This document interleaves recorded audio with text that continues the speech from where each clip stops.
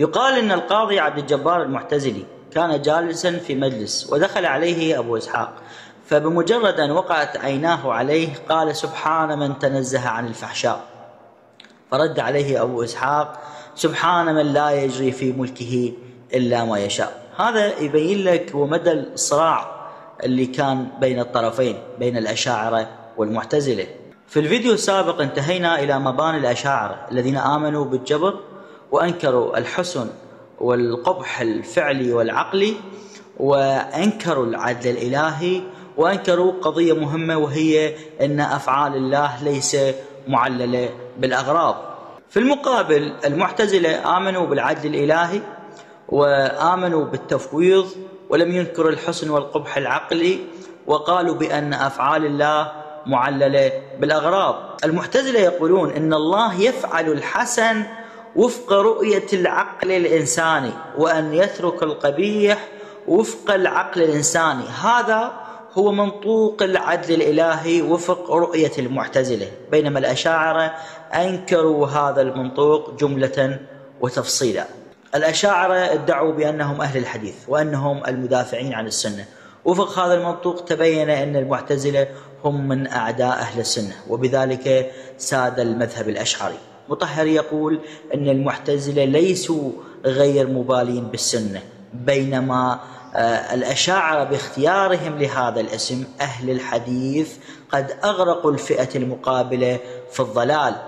طبعا السلطة الحاكمة كانت مع الأشاعرة لأنها تهيئ لهم الأرضية لأي ظلم، لأن الظلم الذي يصدر من الخليفة هل هو من الخليفة نفسه أم من الله؟ في الحقيقة وفق المنطوق الأشعري هو هذا الظلم صادر من الله سبحانه وتعالى. الأشاعرة اهتموا بالتوحيد وضحوا بالعدل الإلهي، بينما المعتزلة آمنوا بالعدل الإلهي مما اضطروا إلى أن يضحوا ببعض مباني التوحيد.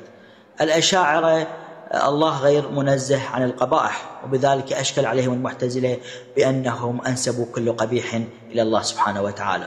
الأشاعرة اتهموا المعتزلة بأنهم آمنوا بالشرك الأفعالي، وهذا ينتهي إلى الشرك بالذات، وبتعدد الفعل يتعدد الفاعل. الإمامية لا جبر ولا تفويض، وإنما أمر بين أمرين. الإمامية لم يؤمنوا بالحسن والقبح الفعلي، لأن الفعل هو صادر من الله، والله لا يفعل إلا الحسن. لكن الشيعة الإمامية آمنوا بالحسن والقبح الفعلي الصادر من الإنسان، إن الإنسان يستطيع أن يميز بين الحسن والقبح. الإمامية قالوا العدل الإلهي وبمعنى الاستعداد، وهو المعنى الرابع الذي ذكرته في الحلقة الأولى. الإنسان قسم الأفعال الموجودة في الكون إلى قسمين: الخير والشر.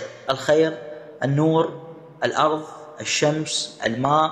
الشر الظلام، الأوبئة، الأمراض، الكوارث. هنا الإنسان جعل نفسه معيارا للتقسيم في هذا الكون. السؤال: هل الإنسان هو الوحيد أو هو الكائن الوحيد الموجود في هذا الكون الهائل والواسع واللامحدود؟ وفق أي منطوق جعل الإنسان نفسه معيارا للتقسيم؟ بالنسبة للدجاجة مثلا أو للخروف أو للشاة، هل يرى الإنسان في ذبح هذا الخروف خيرا أم شر؟ في الحقيقة يراه خيرا. الشاة هل ترى في ذبحها خيرا أم شر؟ في الحقيقة تراه شرا. فلماذا لا نجعل الخروف أو الدجاجة هي معيارا للتقسيم بدل الإنسان؟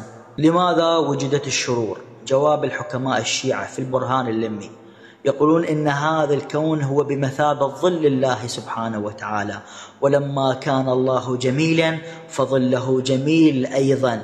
الكون بمثابة الصورة المنعكسة في المرآة، فطالما كان الجميل جميلا فالصورة أيضا جميلة. المشكلة هي في المرآة، بعض الأحيان تكون فيها نتوءات فتعطي صورة مشوشة، صورة غير واضحة. في بعض الأحيان تكون هذه المرآة محدبة، هذه المرآة مقعرة. المشكلة هي في قابلية القابل وليست بفاعلية الفاعل. المشكلة ليست في جمالية الجميل. هنا الحل هو أن ننظر إلى الصورة مباشرة بدون أن ننظر إلى المرآة أو للصورة المنعكسة. في رد مطهري على هذا البرهان يقول أن الناس لا ينظرون إلى الله مباشرة، وإنما ينظرون إلى صورة الله في خلقه. اثنين، يقول إن هذه الإشكالات التي ترد على الاختلاف والترجيح وعلى العدل الإلهي هي غير صادرة عن المؤمنين، وإنما صادرة عن التيار المادي. البرهان الآخر هو البرهان المنطقي. خلينا ننطي المقدمات: العلة التامة، العلة الناقصة، العلة السبب والنتيجة المعلول، القبلية الزمانية والقبلية المنطقية.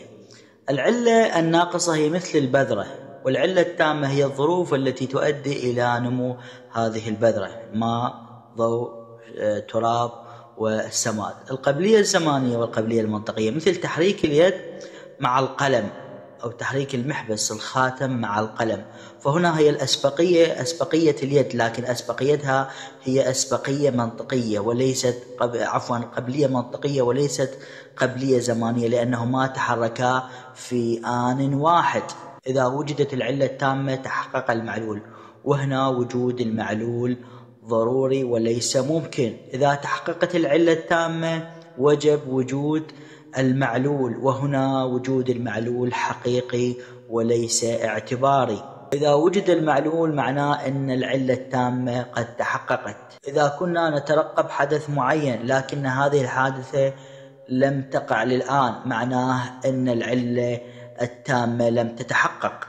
وجود العلة متزامن مع وجود المعلول، النتيجة متزامنة مع وجود السبب. أن العلة متزامنة في وقت واحد مع المعلول، وإن كانت هناك أسبقية منطقية إلى العلة كما في حركة اليد مع القلم، فالأسبقية هنا هي أسبقية منطقية وليست أسبقية زمانية. البعض يقول أن العلة قد تسبق المعلول زمانا، كما في البناء، مثل بناء مسجد أو بناء بيت، فالبناء والمهندس ربما هم غير موجودين في هذه الحياة.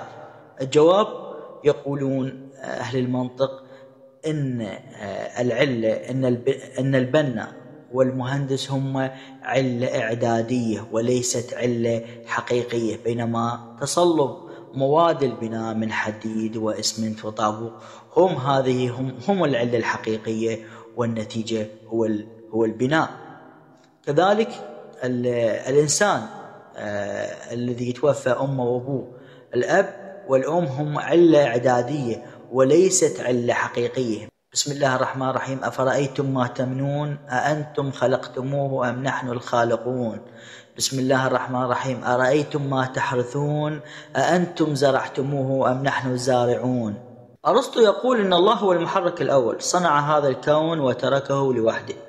بسم الله الرحمن الرحيم: قالت اليهود يد الله مغلولة غلت أيديهم ولعنوا بما قالوا بل يداه مبسوطتان. نظام الكون هل هو من ذاتياته؟ هل هو من ذاتيات الله سبحانه وتعالى؟ نظام الكون هل هو ذاتي أم اعتباري؟ الخلق، الله سبحانه وتعالى هل خلق هذه الأشياء والحوادث غير منطقية، يعني غير متسلسلة، ومن ثم أمرها بأن تكون مثل كأن تكون سماء أو أن تكون أرض أو أن تكون شمس، أم إن هذه الأشياء والحوادث هي مترابطة ترابطا منطقيا، بحيث أن كل شيء وكل حادثة هو مجموعة من حوادث لاحقة وحوادث سابقة.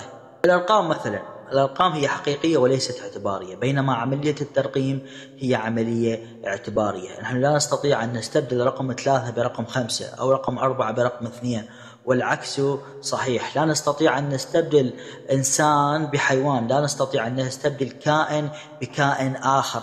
الله سبحانه وتعالى لا يستطيع أن يستبدل كائن بكائن آخر. هو ليس لعدم قدرة الله سبحانه وتعالى، وإنما الله خلق هذا الكون مرتب ترتيبا حقيقيا. نظام الخلقة هو نظام حقيقي وليس نظام اعتباري. كل كائن هو أو كل حادثة وكل كائن هو سلسلة من الأحداث السابقة وسلسلة من أحداث لاحقة لتكوين كائن آخر أو إنسان آخر. فلذلك لا نستطيع أن نستبدل كائن بكائن آخر أو حادثة بحادثة أخرى. الخلاصة: أصل التفاوت والترجيح حسب المتكلمين، ما يقول المتكلمين الشيعة والمعتزلة، إن هناك حكمة ولا نعرف هذه الحكمة من أصل التفاوت الترجيح. مطهري يقول إن الله خلقني بهذا الشكل لأن نظام الكون من ذاتياته، إنني كنت نتيجة لسلسلة من الأحداث السابقة وسلسلة تتبعها سلسلة أخرى، أي تغيير في هذه السلسلة يؤدي إلى تغيير في السلسلة اللاحقة. النتيجة في الكون هي اختلاف وليس ترجيح. لكل شيء كماله، فكمال الليمون بأن يكون حامضا، وكمال القصب السكر بأن يكون حلوا. في أمان الله.